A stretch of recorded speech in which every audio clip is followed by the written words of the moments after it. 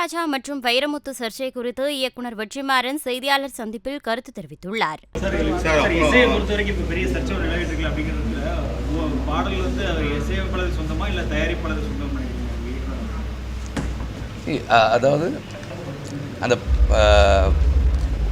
நமக்கு சம்பளம் கொடுத்து வேலை செய்கிறாங்க, வேலைக்கு நம்ம போகிறோம், சம்பளத்துக்கு போகிறோம். பட் காப்பிரைட்ஸ் வந்து இன்றைக்கி வெவ்வேறு தளங்களில் இவால்வ் ஆகிருக்கு அப்படின்னு தான் நான் நினைக்கிறேன். அந்த கிரியேட்டருக்கான due credits and due rights தேவைன்னு நினைக்கிறேன்.